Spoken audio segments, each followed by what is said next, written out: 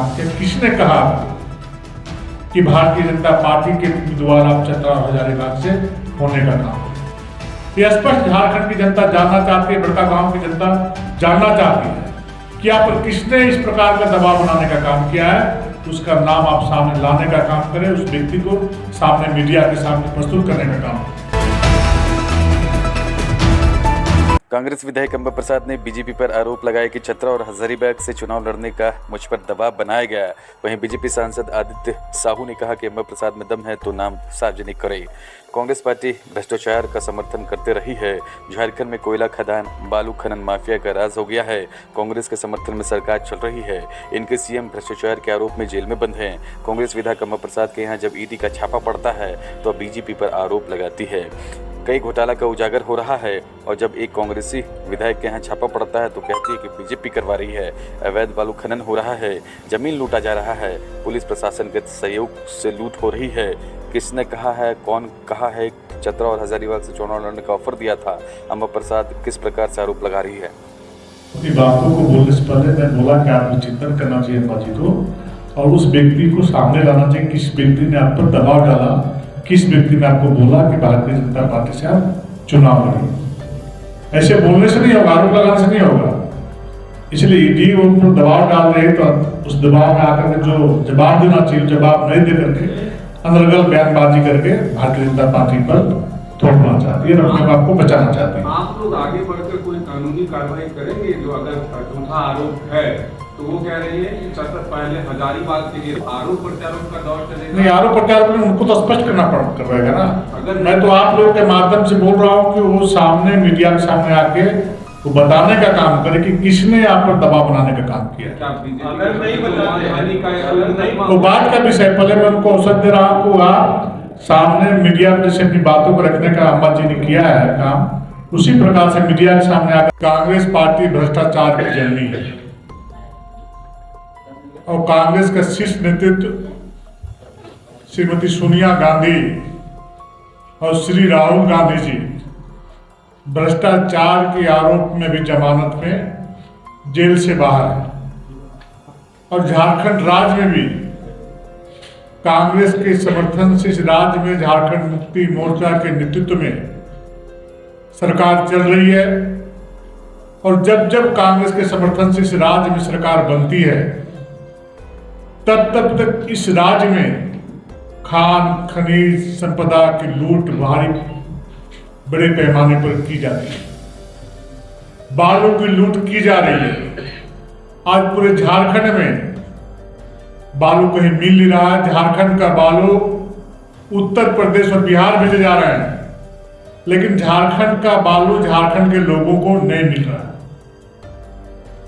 50 रुपये बोरी बालू यहाँ पर बिकने का काम कर रहा है, लोग बेचने का काम कर रहे हैं।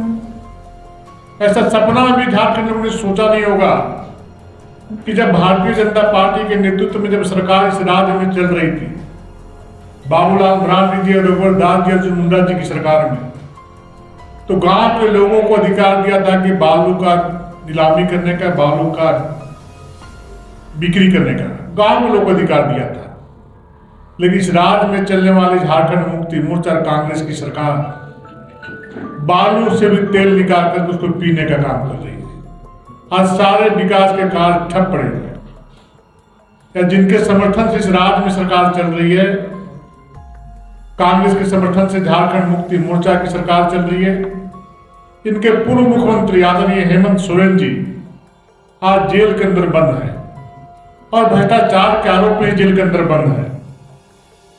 और कांग्रेस, झारखंड मुक्ति मोर्चा और राजद इस भ्रष्टाचार के समर्थन में खड़े हैं कि जितना लूट करना लूट लो झारखंड को, हम तुम्हारे समर्थन में खड़े हैं, कांग्रेस खड़ी है। अब जब कांग्रेस के माननीय विधायक अंबा प्रसाद जी की यहाँ ईडी का छापा पड़ता है तो अनर्गल बयानबाजी करने का काम करती हैं। सोते जागते राज्य के सत्ताधारी दलों को भाजपा का डर सता रहा है।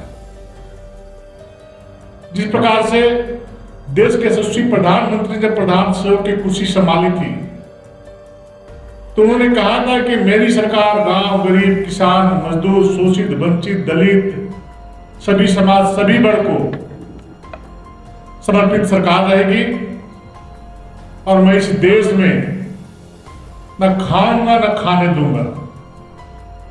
और इसी मूल मंत्र के साथ आपने प्रधानमंत्री जी भ्रष्टाचार पे अंकुश लगाने का काम किया है। तेजी के साथ इस देश से भ्रष्टाचार में कमी आई है। 2014 से पहले देखा हुआ कि यही कांग्रेस की सरकार केंद्र में चल रही थी। आए दिन जिस प्रकार से घपले और घोटाले के उजागर आप के चैनल के माध्यम से, समाचार पत्रों के माध्यम से जनता को देखने को मिलता था, तो देश की जनता गुस्से में, आक्रोश में थी। और अब जब भ्रष्टाचार के आरोप पर माननीय विधायक अंबा प्रसाद जी के यहाँ ईडी का छापा पड़ता है, तो बोलते हैं कि भाजपा करवा रही है। इन लोगों को पेट में दर्द होगा, बुखार होगा, तो भाजपा बोलेंगे भाजपा करवा रही है। एक राजनीतिक कार्यकर्ता को, एक राजनीतिक जनप्रतिनिधि को अपना चाल, चरित्र और चेहरा जरूर देखना चाहिए। विगत 15 वर्षों से बड़का गांव में इनके परिवार के लोग ये प्रतिनिधित्व कर रहे हैं और किस प्रकार से वहां के लोगों के द्वारा वह आवाज उठाई जा रही है, किस प्रकार से वहां पर कोयले की लूट हो रही है, बालू की लूट हो रही है।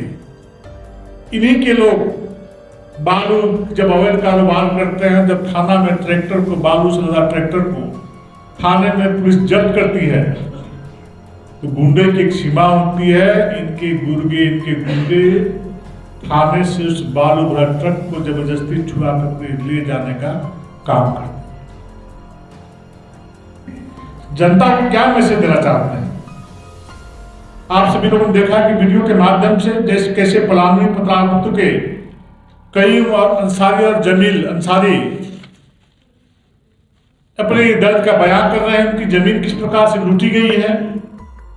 आज उसकी जमीन को लूटने का, गरीब व्यक्ति का जमीन का लूटने का अधिकार किसने आपको दिया है? क्या उस क्षेत्र की जनता ने आपको जमीन लूटने के लिए वोट देने का काम किया है? दबने का आलम यह है कि वहां के पुलिस और प्रशासन भी इनके आगे नतमस्तक पड़े बने रहते हैं। दिन दहाड़े कोयले की लूट होती है, माफिया राज वहां चलता है, लेकिन उनको कोई कुछ बोलने वाला नहीं है।